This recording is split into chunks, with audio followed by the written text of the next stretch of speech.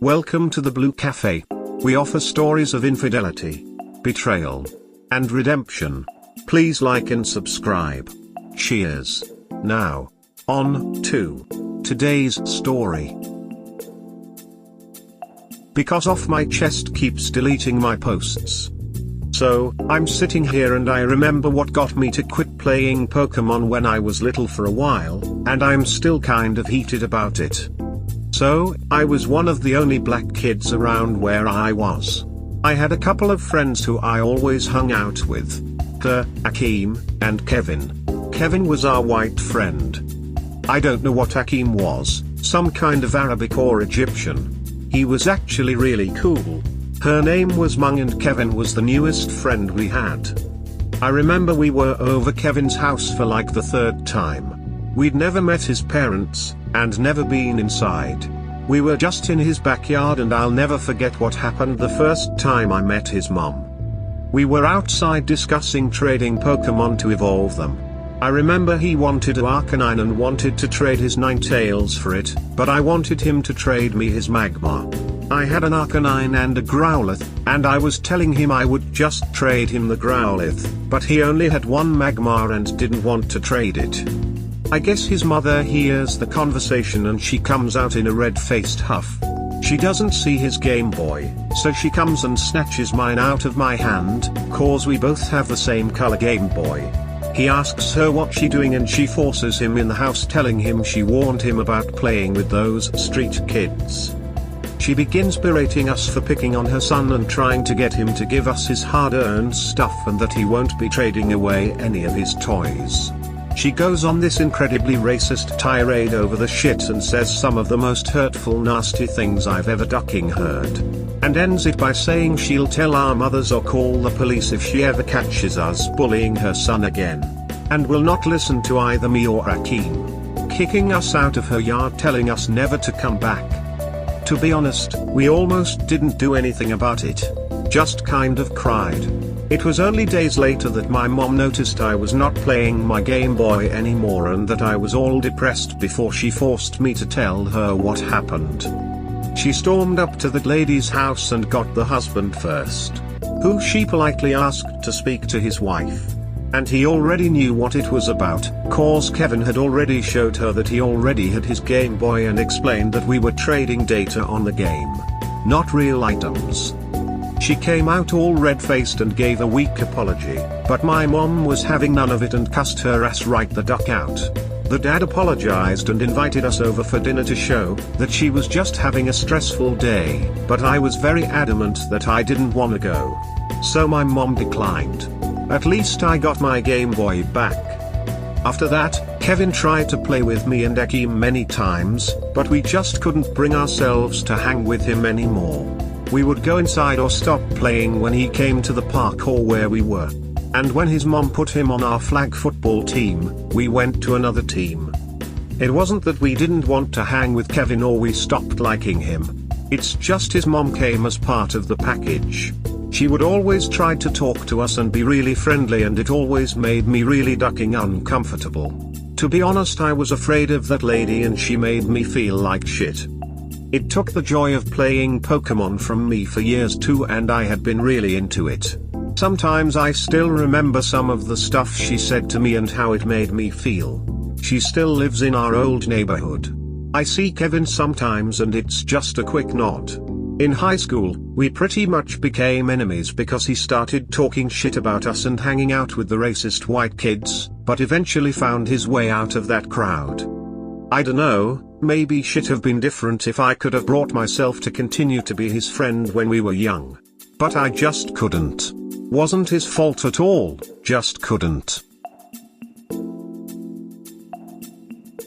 Online Journal Day 106, Simple Updates. Things have been interesting to say the least. I'll have to begin with a family update. Firstly, since many of you have been wondering, yes, Paris has started dating a GameStop guy. I don't know his name, so I'm gonna call him Kurt. She's told me a bunch of times, I'm just not remembering. Kurt seems to be a pretty cool guy. She's brought him on Zoom and we've been playing online. Though he says I intimidate him, which is laughable, because he's a fairly handsome dude. So far I make time to play an online game or two with them, though I suck at Overwatch and he's into Fortnite, which I refuse to play. But I give them some time. London has been by far the person who calls me the most. She's working a new job now and spends at least 30 minutes each night complaining to me about it. Though she does always let me know that she's trying to handle things differently. Apparently she's having a hard time with men. She gets hit on a lot and says that she's having a hard time finding the guys around her attractive. Sometimes she'll smile and be friendly, but she'll just observe them and most of them are pretty disgusting people. Says she notices things she didn't notice in the past, which has her looking closer at men. I make a joke about douchebag Chad, but she's deadly serious that she didn't notice he was a douchebag. But now it was so obvious. She's having trouble with the girls at her job. They're apparently cliquey, and she's been trying to be friendly and avoid the obvious social dynamics they already got going on, but it's made people think she thinks she's better than them. Especially since she's the new shiny thing. She says the current queen bee at the job has taken an instant dislike to her and she's been trying to keep to herself. She says she misses me and that she wishes I was still up north. I told her she can handle all this without me. She's doing well. In better news, my baby is killing it. Brianna got some awards for an essay she wrote about politics at her school and killed it in her last 2 debates. Her essay was on the failure of the two-party system and how the current climate creates an adversarial cycle that puts winning or obstructing the opposition over actual governance or support of the people. Her underlying theory was that people need to belong and feel as though their side is winning, has a stronger influence on their psyche and sense of self-worth than whether or not their side actually delivers on promises.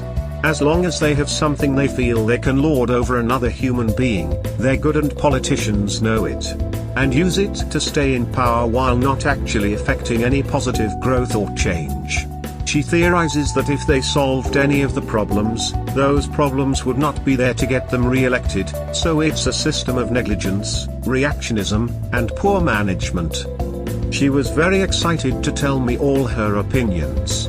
Not sure I agree with all of them. But from the mind of someone so young, I'm thoroughly impressed. She's also excited that sports may be coming back for spring and the summer. She's a monster of a softball player and has been itching to get back out there. Brianna also wants to play lacrosse. I don't actually know what the hell lacrosse is. I mean, I know it has a stick, a mask, and all that. I've seen lacrosse players. I've just never watched it. So that was an interesting conversation. She confided in me that she likes a girl in her class and I asked if she thought she might be a lesbian, and she said no and berated me about it.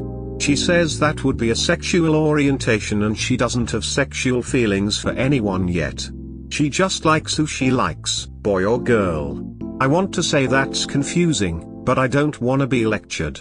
So I just ask what she's like and of course it's a nerdy Asian girl, and I'm like, figures. Brianna is a lot like me. Dangerously so. I have a type and so does she. Her last 3 crushes were all of the nerdy Asian variety. They were all boys though. I asked if she told her mother and she scoffed. She told her father and now he's reading books on how to be accepting of your child's orientation or some shit. And he hasn't told Aunt Joyce cause the books have told him not to steal that from his child. He actually came and asked her if it was okay to tell her mother. She said no, but also there was nothing to tell. It was cute. She's going to be a very interesting person. Back here, I got to give a point to Amy. At least one of the women she said likes me apparently actually did. I had a talk with Sissy, when she came by to ask if the kids could chill in my backyard after school today, as she had to go out. It was an interesting chat.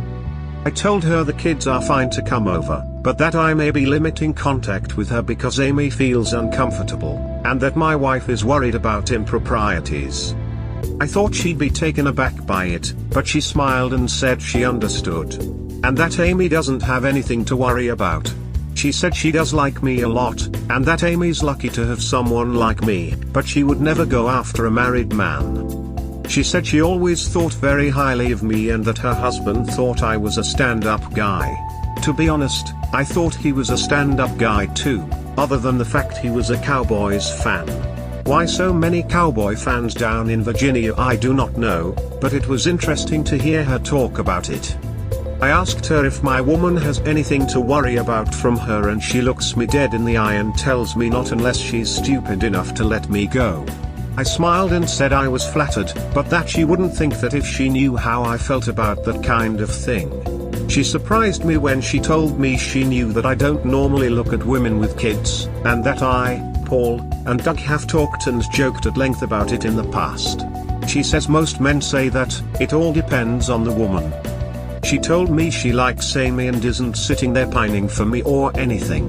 But she won't deny that she thinks of me fondly, and Amy has a right to feel like other women might want her man. She says I don't give myself enough credit and my opinions are a little dated. When I asked what she meant, she says I have been married for a while. And yeah, I'm right, most women with very little experience want certain things. Women in long marriages fear missing out. People in general are always going to make poor relationship choices. She got lucky and got it right on her first try. She'd been with Paul since college.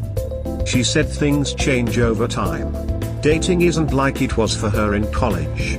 Men aren't really the same and women have changed too. People change over time. I've not been pursuing anyone, flirting with anyone. She says I use my wedding ring like it's a ward against people. She says she's seen me do woman things, like I subconsciously bring attention to my ring when women get too close or friendly. She said I did it at the park when that other lady was hitting on me.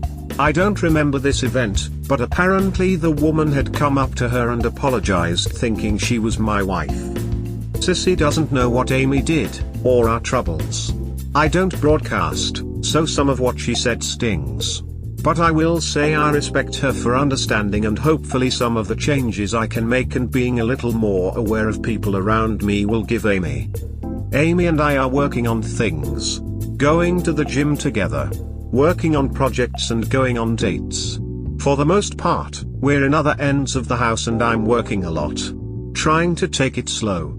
She's stopped trying to assert her wifely role and has been chilling out, though I feel like she's just waiting for me to tell her what to do.